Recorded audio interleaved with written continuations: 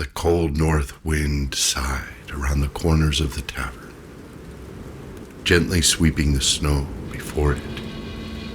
Inside, the surly innkeeper eyed his guests warily. He knew the crew nearest the door were a band of robbers who had often preyed on unsuspecting travelers of the North Road. Probably got eyes on those two to have, he thought to himself.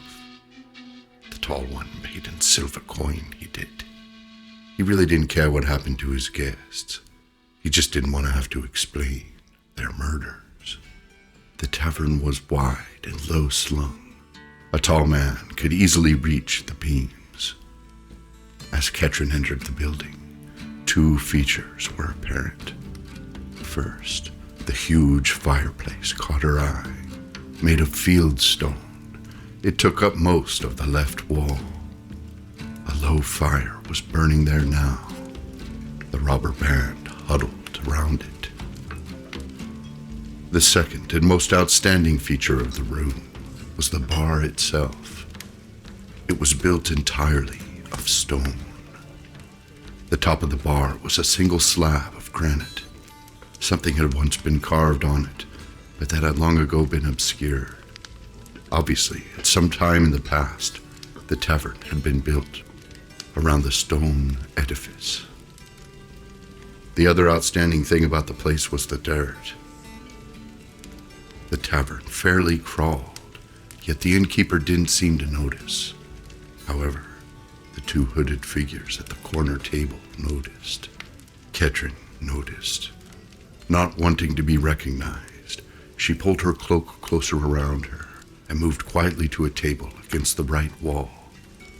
There she sat, with her hood falling forward to hide her features. "Ale?" asked the innkeeper as he slouched toward Ketrin. The hooded figure nodded. As he set the tankard on the table, a coin spun toward him from the folds of the cloak. He caught a glimpse of a woman's hand. "No fit night this," he said. "For a woman to travel alone, it isn't." She hissed him to silence and spun another coin to him. It was too late.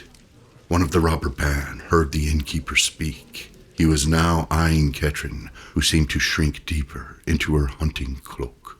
Two daggers slipped from the sheaths as she tensed to spring. In the 10 years since the Battle of Bardon's Keep, Silver the Hunter had taught Ketrin everything he knew about fighting with daggers. She had learned her lessons well. The man started to rise, but was distracted momentarily as the door banged open. In walked a pair of strange companions. All eyes turned toward the newcomers. A man and a dwarf stood before them. The dwarf was as wide as an ox through the shoulders. Enough armor hung from his body to break a man's back, but the dwarf didn't seem to notice. His shield was as scarred and notched as his axe was shiny. The dwarf's companion may have been a tall man at one time, but was all stooped over with age now. His gray beard was easily seen beneath his cloak, and his eyes rolled from side to side as he walked. Limping horribly, he dragged himself to a table near where Ketrin sat.